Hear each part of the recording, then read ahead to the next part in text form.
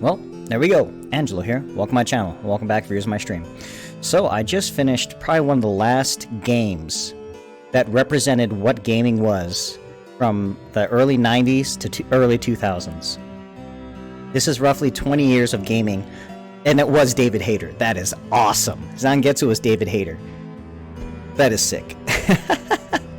Fred Tatasciore, that guy is the one that's always like, oh, the narrator's David Hayter too? Jeez, I gotta listen to it more often next time. But yeah, honestly, the more look at the dirty, he's got like, what is that? Beef curry and rice. Oh man, there's a lot of stupid things. This, like I said, this is 20 years. This encapsulates perfectly what 20 years of a game was.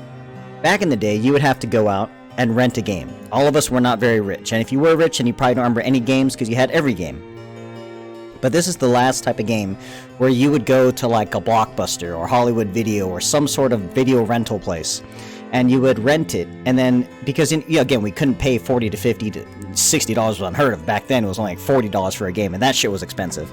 But now, just going back from then, you would rent that game, play it, and be like, I really like this game. Bam, you go out and buy it. Or you rent it, you play for a bit, you beat it, and you're like, okay, the game wasn't that great. Lo and behold, again, this is just one of those few times where you played a game because you liked it and you beat the fucking shit out of it. You played it to the absolute max. You got everything. You hit every goal. You were a completionist because you had to make that $40 last. You know? And you can't forget the fact that that's the reason why games are made. And that's the reason why they put so much extra items into it. Because back then, they knew that people were buying it, and only you would get, what, maybe 3 games per year? So you would be making that one game last. And back then, that's the reason why I feel like RPGs, Final Fantasy, Chrono Trigger, Secret of Mana, all those type of games, and eventually MMOs, that's kind of how it got big. Because people wanted a game that they can sink their time into and really know that, hey, I got my money's worth out of buying this game. But then, like, the modern day, like a Call of Duty or Battlefield, you beat that in 6 hours.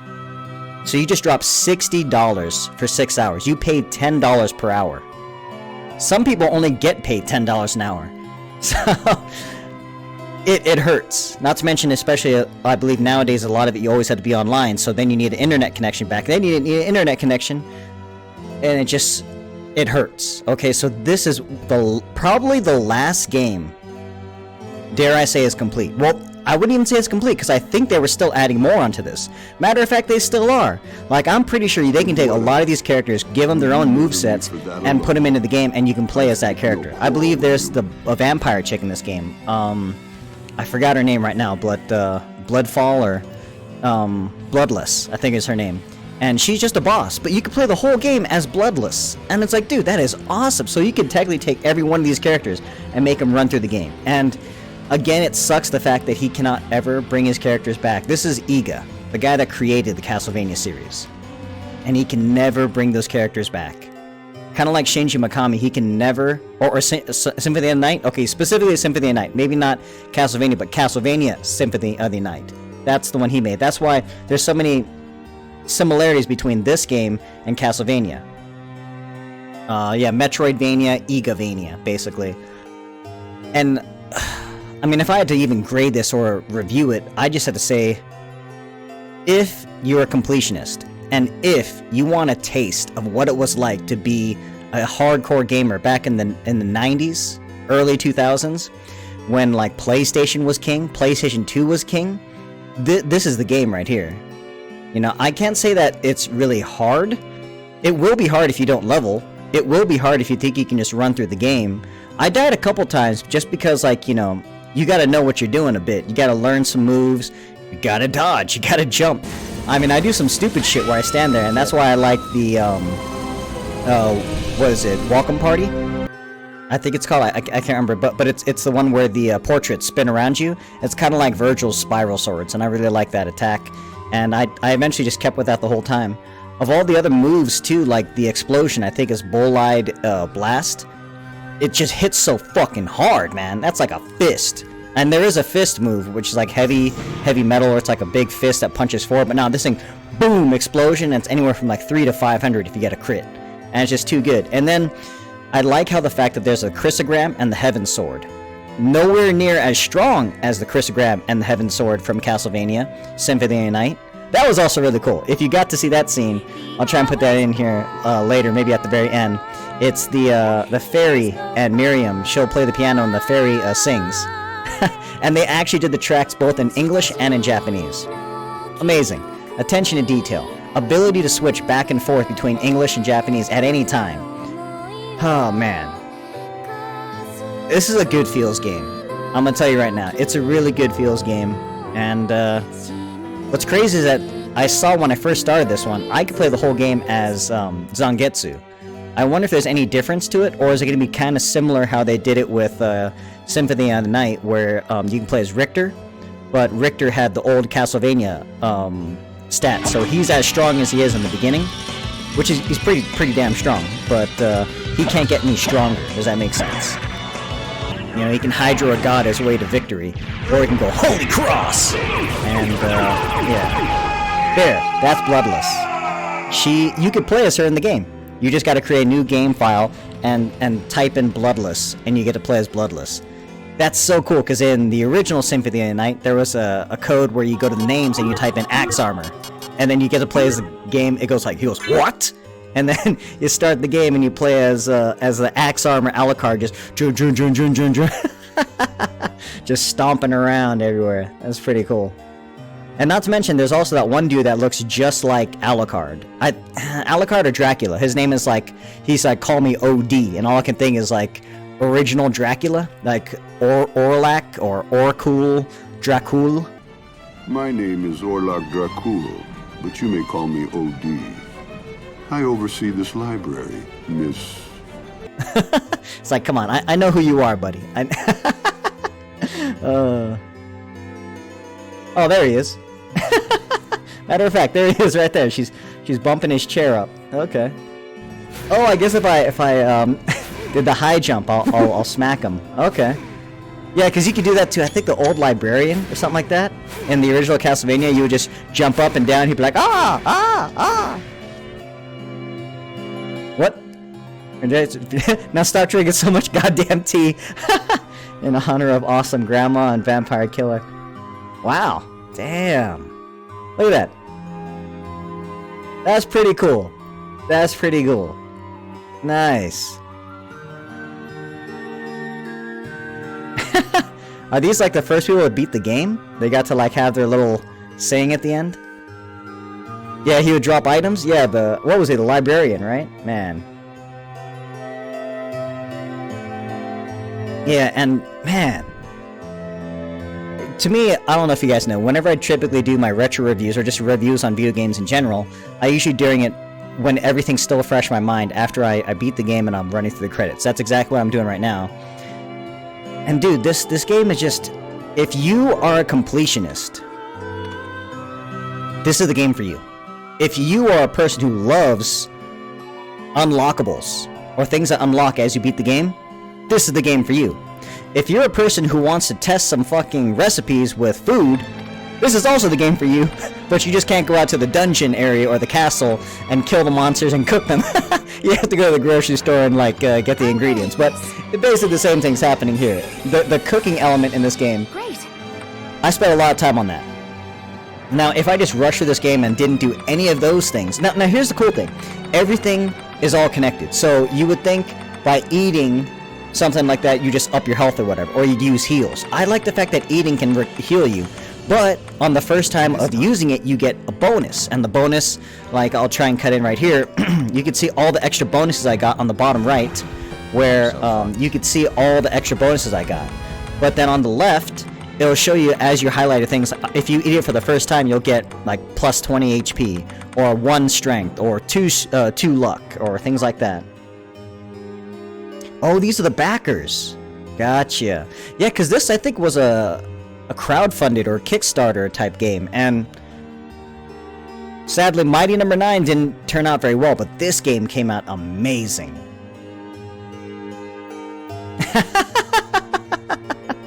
Yeah, so these are the big backers. These guys must have like dropped like $100 or $1,000 each.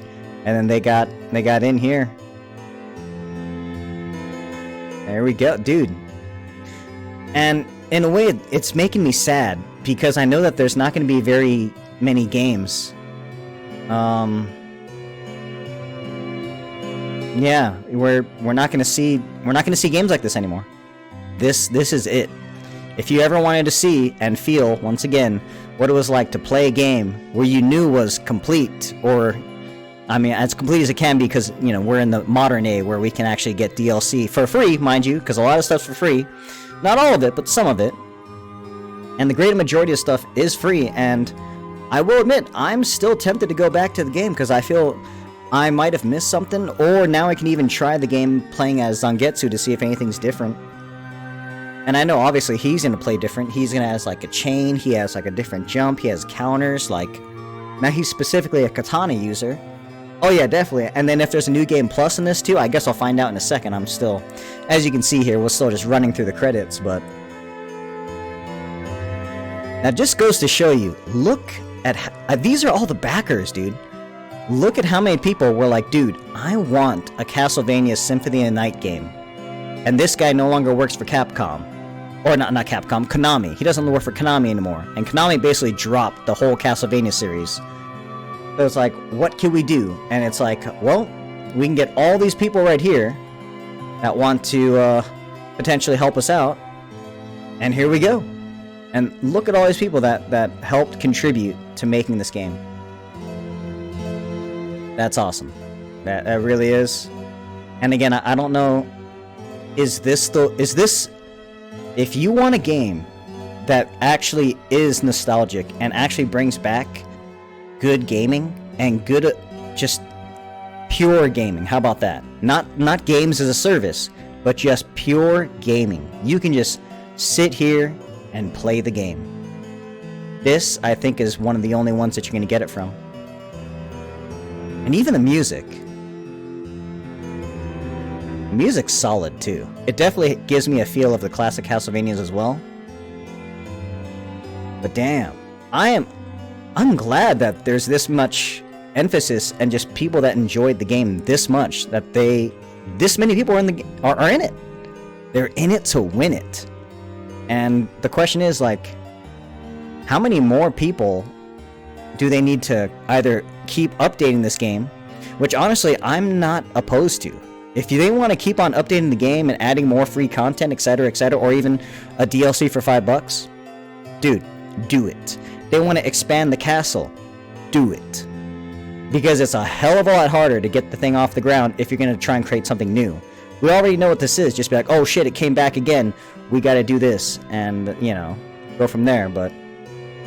I still can't believe they got David Hayter. That's Solid Snake as, Zangetsu. So I guess if I play as Zangetsu, I gotta play as, what was it? David Hayter with his voice, so that's gonna be fun. Don't get me wrong, he was fine in Japanese. Moment of weakness. But come on, it's fucking Solid Snake as Zangetsu. Come on. Yes. But yeah, I hope this game was successful. I mean, I got it on sale on Steam, so... Epic Games. Was this on the Epic Games Store? Who knows? Hey, no, see, right there. No, thank you. Thank you, Iga and team. That was a big-ass team, by the way. Thanks to all the backers to help this. Ooh, Army of the Night. And there we go, guys. If I had to give this a rating again. Bloodstained. Ritual of the Night. Easiest. 69 out of 69. Can't go wrong. Even this right here just really reminds me also. Like, if you want nostalgia to just hit you in the fucking face, this is it. Now, I will admit there are certain sections where it's going to be incredibly hard for you to even figure out what to do if you don't have a guide, or if you're like me, I was streaming, I'm like, dude, I'm kind of stuck. People in chat will have to help you out. Because, for sure, there's 2 sections that I was kind of blank on. There's technically 3, but then I accidentally found it because I saw that moon. But that's all I'll say to that. And the other one is there's a blood fountain. That's one that I needed help on, you know. Aside from the blood fountain, the last one was reverse on the floor, reverse on the left side. That's what I'm gonna say to that one. So those are the three biggest ones. But outside of that, yeah, everything else kind of came along, and you just kind of get it. And again, outside of that, then I needed to find things like apples and orichalcum, but yeah, as I said. There we go. So, oh, it's cleared. 99.7. That's where I was at. And then look at all these. There's boss rush mode, speed run mode, randomizer mode, boss revenge mode, and classic mode, which just got released, which puts you almost as if you're playing the classic Castlevania games as like a Belmont. So you have that one item you're at, those. Eventually I might try that, but I'm tempted if there's a Zangetsu mode. I gotta try that. And then there's also, you can try it as bloodless. The game's too good. So once again, guys, 69 out of 69. This game's too good. So thank you guys for watching. Let me know if you're gonna get this game or if you're even gonna try it. But I'd highly recommend it. Pick it up, grab it. Thank you very much for watching. And again, 69 out of 69. Thank you guys. See you later. What is a man? A miserable little pile of secrets. But enough talk. How about you?